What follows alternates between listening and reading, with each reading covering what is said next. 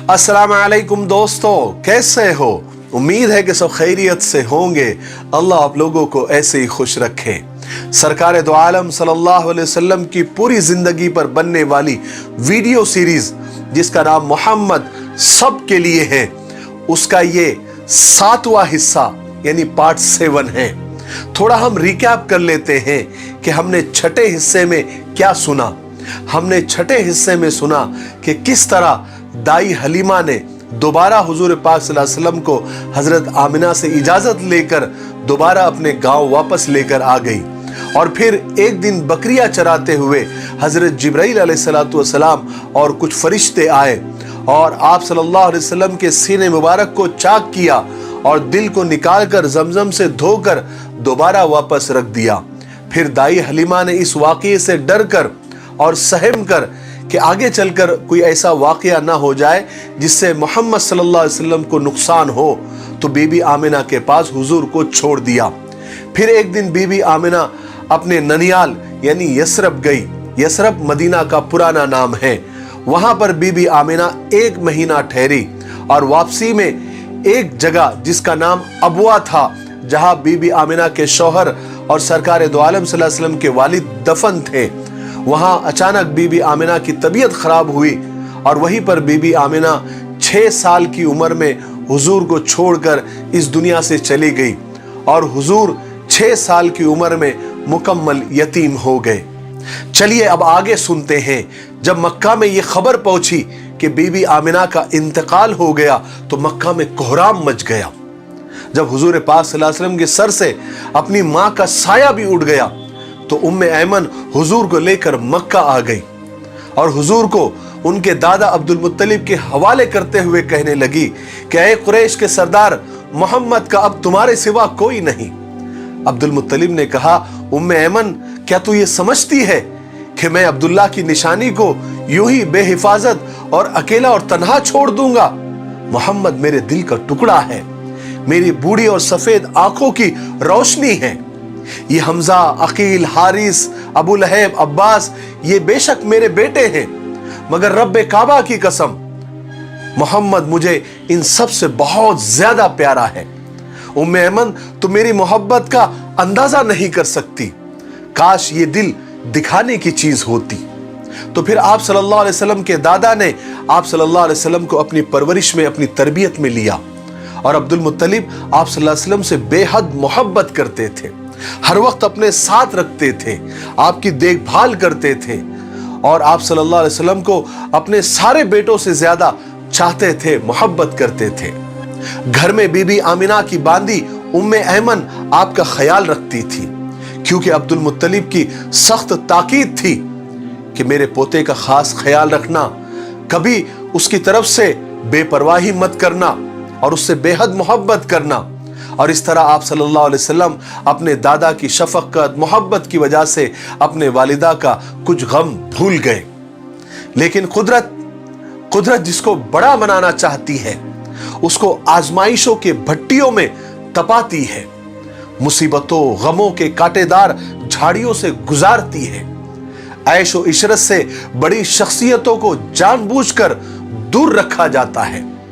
मुसीबतों मशक्कतों के अंधेरों से ही बुलंदियों के सूरज तुलू हुआ करते हैं। खुदा का यही दस्तूर है, यही उसकी सिफत है और इसी में उसकी मसलिहत भी है। मैं इसलिए ऐसा कह रहा हूं क्योंकि अभी 2 ही साल गुजरे थे कि दादा अब्दुल मुत्तलिब भी इस दुनिया से चल बसे। उन्होंने भी दुनिया को खैरबाद कह दिया और मोहम्मद सल्लल्लाहु अलैहि वसल्लम को अकेला छोड़ दिया। लेकिन मरते मरते अब्दुल मुत्तलिब को ये बड़ा गम था, बड़ा सदमा था कि ये बे माँ बाप का बच्चा, इसे अभी कौन संभालेगा। काश मैं कुछ दिन और जिंदा रहता जब तक कि मोहम्मद अपने पैरों पर न खड़ा हो जाता। अब्दुल मुत्तलिब की इस आरजू पर, इस आखिरी आरजू पर कुदरत मुस्कुरा रही थी, गोया यूं कह रही थी कि ऐ हाशिम के बेटे, मोहम्मद को बेसहारा समझकर रोता है। ऐ बूढ़े सरदार, ये यतीम तो यतीमों का वाली है, गुलामों का मौला है। जितने दुनिया में बेसहारा होंगे یہ ایک دن سب کا سہارا بننے والا ہے۔ یہ وہی تو ہے جس کے اشارے پر چاند و سورج اور ستارے گردش کریں گے۔ عبد المطلب تو آرام سے اپنی جان دے دے، محمد کا غم نہ کر، اس کی غم خاری کے لیے اس کا خدا کافی ہے۔ ابھی حضور کی عمر صرف 8 سال ہی تھی، اور یہ عمر ایسی تھی کہ آپ صلی اللہ علیہ وسلم غم اور خوشی کو پوری طرح محسوس فرما سکتے تھے۔ اس لیے دادا عبد المطلب کے مرنے کا صدمہ اور اس کا غم آپ کو بہت زیادہ پہنچا۔ اپنے پیارے، شفیق اور محبت کرنے والے دادا کی موت پر آپ کے آنکھوں سے آنسو آ گئے، اور ایک مدت تک آپ اپنے دادا کو یاد کرتے رہے۔ بہرحال رسول پاک صلی اللہ علیہ وسلم کے اس دنیا میں آنے سے پہلے ہر قوم کے عالم، کاہن، نجومی آپ کا انتظار کر رہے تھے۔ انہوں نے پچھلے نبیوں کی کتابوں میں اور آسمانی کتابوں میں پڑھا تھا کہ فلاں زمانے میں فلاں جگہ پر ایک زبردست نبی ظاہر ہوں گے جو ساری دنیا کے لیے خدا کی طرف سے پیغام لائیں گے۔ ان میں سے تو بہت سے عالم اور بہت سے راہب اور بہت سے نجومی اور بہت سے کاہن تو ایسے تھے جو آپ کے آنے کا انتظار کر رہے تھے، اور وہ آرزو اور تمنا کرتے تھے کہ وہ نبی آئے اور ہم ان کی شریعت پر چلیں۔ لیکن ان میں سے کچھ کاہن، کچھ نجومی، کچھ عالم ایسے بھی تھے جو آپ کے آنے سے اور آپ کے ظاہر ہونے سے ڈرتے تھے، کیونکہ حضور کے آنے کے بعد تو ان کو کوئی نہیں پوچھے گا، ان کی دکانیں بند ہو جائیں گی، شٹر ڈاؤن ہو جائے گا۔ لیکن جب حضور پیدا ہوئے تو آپ میں وہ ساری نشانیاں موجود تھی جو آسمانی کتابوں میں درج تھی، لکھی گئی تھی۔ اس لیے جب بھی کوئی کاہن یا نجومی یا عالم یا راہب آپ کو دیکھتا تھا تو فوراً پہچان لیتا تھا کہ آپ ہی آخری نبی ہے جن کی خبریں ہم دنیا کو دیتے آئے ہیں۔ ایک مرتبہ کا واقعہ ہے کہ دائی حلیمہ ایک دن اوکاس کے میلے میں گئی۔ اس زمانے میں حضور آپ کے پاس ہی تھے، اس لیے آپ کو بھی ساتھ میں لے کر گئی۔ اس میلے میں ایک بہت بڑا کاہن آیا ہوا تھا۔ وہ بچوں کے ہاتھوں کو دیکھ کر اور پیشانیوں کو دیکھ کر ان کے مستقبل اور ان کے فیوچر بتایا کرتا تھا۔